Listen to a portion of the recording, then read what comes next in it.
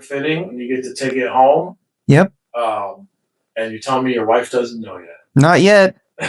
That'd be a good surprise for her. So this started with me with just having a blister on the side of my right foot.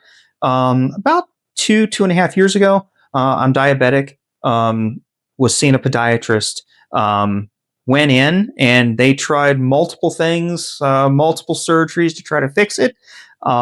We got to a point where I went and seen another specialist at another hospital, and they basically said, "Look, we could fix this. We can do it. We can rebuild it. It's going to take you about 18 months in total before you're up and walking."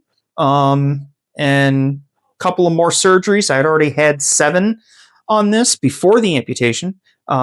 And then we just decided, my wife and I, that we might be better off just to cut our losses, pardon the pun, and just to go a different route. It's a long time coming. You get the amputation done, and then you're like, okay, people tell you, hey, it'll take this long. But there are always things that are going to come up. Not everything always goes according to plan, but so far for me, things have gone very well. It's a little surreal that I get to take it home. Originally, I was told I wouldn't take it home till my 4th visit, so technically it wouldn't have been until next week. So I was a little surprised last week when John said, well, with a little fine tuning here, you should be able to take it with you next week. So here I am today. It's next week, and I'm going to get to take it home. It's definitely, like I said, surreal. It doesn't feel like it's ever going to happen. But yet in the background, at some point it will, but you're always wondering, when will it be? And so here we are. Just think about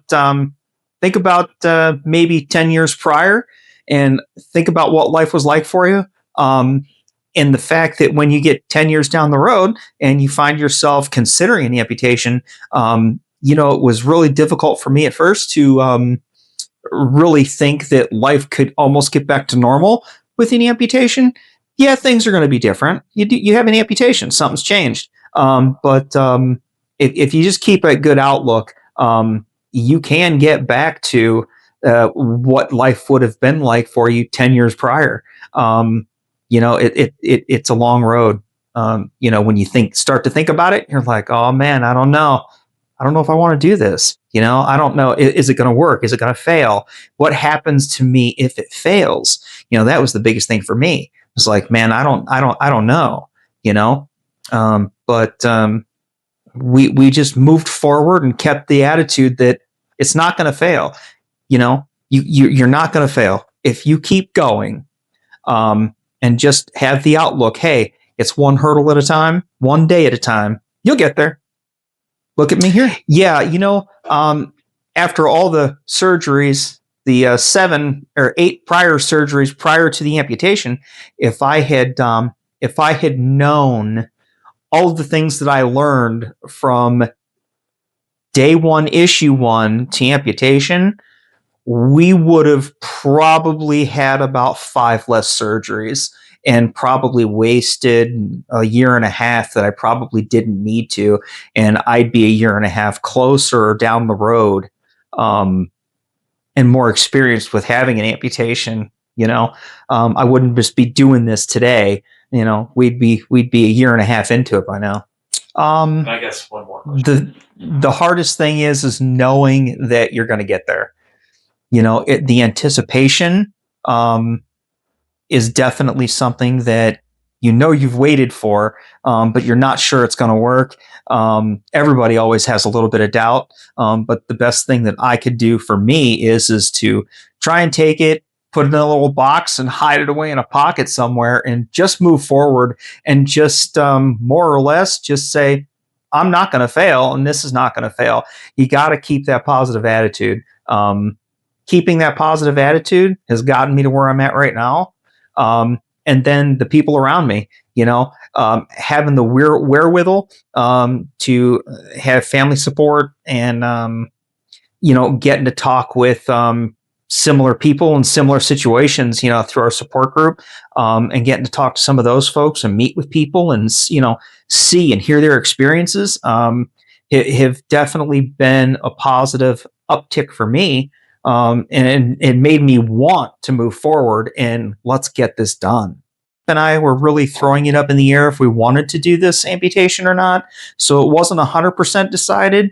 And I think that by coming in and talking to you and seeing Leimkuehler and how you guys do things, how these are made, what the process is, and how it was explained to me, really put me more at ease. And knowing that support from Leimkuehler was going to be there, really cemented it for me to move forward. Yeah, so I can remember. Yeah. I remember when I did wake up from the surgery.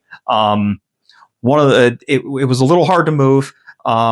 They had it wrapped pretty well. But the one thing I remember it being specific that I knew for sure is that I was definitely a lot lighter on that side of my body. You know, I was somewhat prepared for that. But it turned out to be a whole lot lighter than what I thought it was going to be. And then I remember having the thought is, oh my goodness, what have they done? And is it too short? Is it going to be a problem? Is there going to be something wrong? And it actually probably took me a couple of days to really take a good look at it afterwards. You know, I always kept it covered with the bed sheet or something when I was at the hospital. But you know, slowly work your way into it. You know, take a little peek here, a little peek there. You know, you do get used to it. I don't think it's something that I could have just said, "Hey, let's take a look at this and see what it is." You know, I don't think I was quite that energetic. There was still a lot of unknowns at that point.